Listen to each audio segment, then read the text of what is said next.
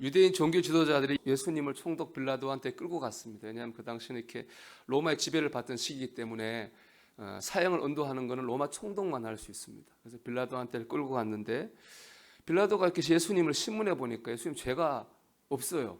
그렇죠? 예수님 죄가 없죠. 그래가지고 근데 또 그냥 풀어주자니 유대인들의 여론이 무서운 거예요. 그래서 이제 생각하다 타협책을 냈습니다. 사형은 하지 말고 태형 때려서 내보내자 그렇게 했습니다. 하지만 유대인 무리들은 그 타협책을 받아들이지 않아요. 예수님의 십자가에 못 박으라고 소리를 질러댔습니다. 두 번째 타협책은 뭐냐? 특별 사면입니다. 우리도 광복절 되면 특별 사면하는 것처럼 그 당시에는 명절이 되면 죄인을 풀어주는 특별 사면 제도가 있었습니다. 마침 그때가 유대인의 최대 명절인 유월절이었기 때문에 유월절 그래 예수가 죄가 있다고 하는 거 인정. 그러니까 유월절이니까 우리 명절 특별 사면으로 풀어주자. 두 번째 타협책을 냈습니다. 그러나 그들은 또 소리 질렀습니다. 안 된다는 말이죠. 예수를 십자가에 못 박으라고 또 소리 질렀어요. 세 번째쯤 되니까 빌라도도 짜증이 난 것 같아요. 22절 말씀 보면 빌라도가 세 번째 말하되 이 사람이 무슨 악한 일을 하였느냐? 나는 그에게서 죽일 죄를 찾지 못하였나니 때려서 놓으리라 하니 그랬습니다. 그렇죠. 나는 이 사람 이제 빌라도가 속마음을 얘기한 거죠. 그전에는 막 타협책 얘기하다가 정말 솔직히 말하면은 예수는 죄가 없어라고 얘기했어요.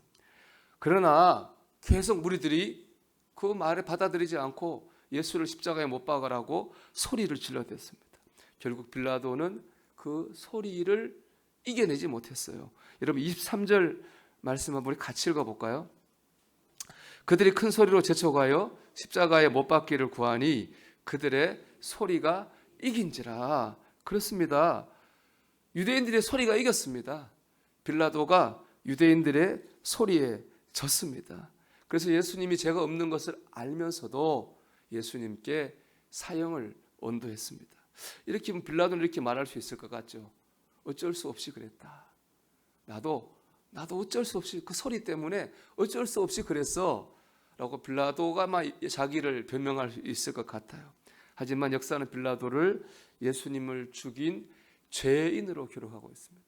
사도신경 여러분 다 아잖아요.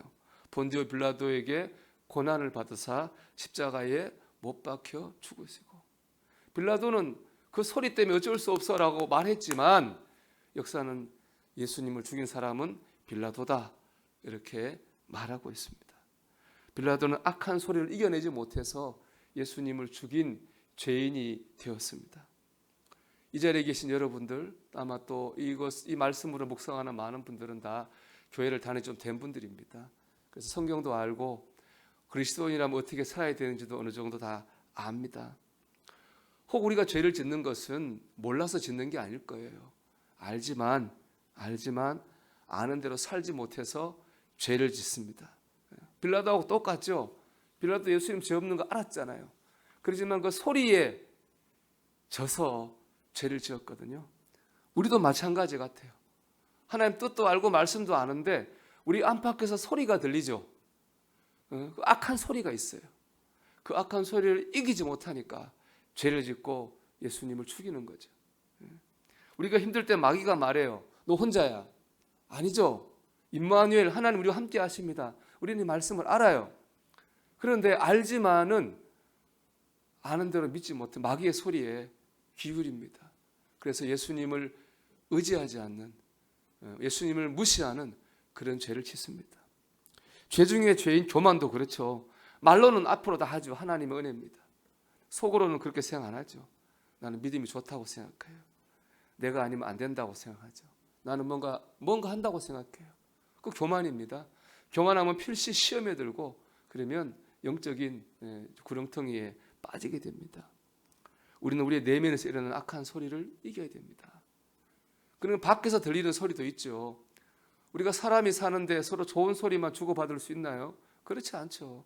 부부간에도 서로 섭섭한 소리 주고받죠. 부모 자식 간에도 섭섭한 소리 주고받습니다. 모두가 다 교인 간에도 그것은 다르지 않습니다. 그런 소리들이 다 있는데요. 그런 소리를 마음에 다 담아도 못 삽니다. 속에 불이 나죠. 그러면 그 관계들 속에서 우리는 예수님을 죽이는 죄를 범하게 되는 거예요.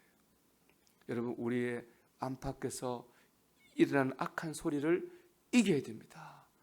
그래야 빌라도처럼 예수님을 죽이는 사람 아니고 예수님을 살리는 사람을 살 수 있는 거죠. 어떻게 이깁니까? 하나님을 바라봐야 됩니다. 오늘 본문을 보면 어디에도 예수님 말씀이 단 한마디도 없어요. 그렇죠? 예수님 때문에 다 일어난 일인데 예수님은 한마디도 안 해요. 예수님은 철저하게 침묵하셨어요. 예수님의 침묵은 죄를 인정하는 침묵이 아니죠. 악한 소리에 신경 쓰지 않는 침묵입니다. 예수님은 악한 이들이 아무리 소리 질러대도 거기에 신경 쓰지 않으셨어요. 대신 하나님만 바라보셨어요. 아무리 악한 소리가 들려도 휘둘리지 않았어요. 하나님만 바라보셨어요. 하나님만 바라보고 순종하셨고 십자가를 지셨습니다. 하나님은 그 예수님의 순종을 통해 우리를 구원하셨고요. 결국 예수님을 죽음에서 이겨 부활하게 하셨어요. 그래서 주님은 부활하심으로 말미암아 마귀의 모든 역사, 예수님을 죽이라고 소리질렀던 그 모든 악한 소리를 이겨내신 거예요. 여러분, 내가 이기는 게 아니죠. 하나님이 이기게 하시는 거예요. 그래서 우리는 그 소리에 휘둘리지 말아야 될 이유가 여기 있는 거예요.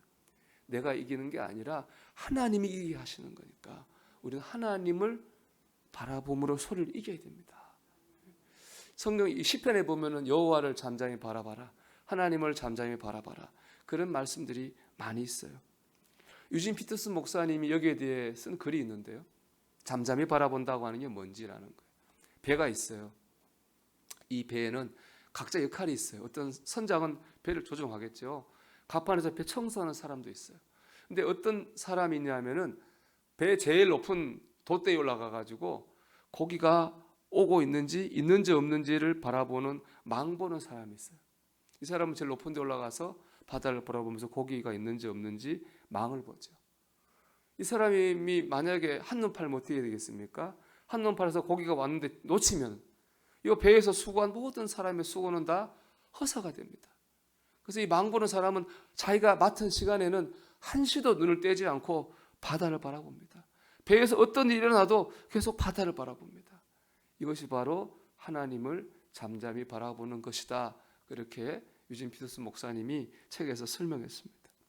여러분, 우리가 무슨 소리가 들려도 하나님을 잠잠히 바라봐야 됩니다. 여러분, 시편 한번 찾아볼게요. 시편 62편이에요. 시편 62편 말씀, 제 성경으로 구약성경 845페이지입니다. 시편 62편 우리 1절 말씀인데요. 한번 다 같이 읽어볼까요? 나의 영혼이 잠잠히 하나님만 바라며 나의 구원이 그에게서 나오는도다. 아멘. 5절도 한번 읽어보겠습니다. 나의 영혼아 잠잠히 하나님만 바라라. 물은 나의 소망이 그로부터 나오는도다. 아멘. 우리가 하나님을 잠잠히 바라봐야 될 이유가 여기 있죠. 나의 구원이 하나님께부터 나옵니다. 나의 소망도 하나님으로부터 나옵니다. 그렇기 때문에 우리는 그 악한 소리에 우리가 휘둘리지 말고 지지 말고 하나님을 바라봐야 됩니다. 예수님 하나님 바라봄으로 악한 소리 이겼습니다. 우리는 뭘 바라봐야 됩니까? 예수님 바라봐야 되죠. 하나님 바라보면 악한 거 이기고 십자가 지신 예수님 바라보면 아, 예수님 저렇게 나를 구원하셨구나. 예수님 저런 방법으로 저렇게 승리하신 나를 위해서 십자가 지셨구나. 오늘도 우리 주님 바라보면서 우리 안팎에 사는 모든 악한 소리에 지지 말고 이기게 되기를 바랍니다. 그래서 예수 그리스도를 살리고 주님이 날 이기게 하시는 것을 체험하는 저와 여러분이 되기를 주의 이름으로 축원합니다.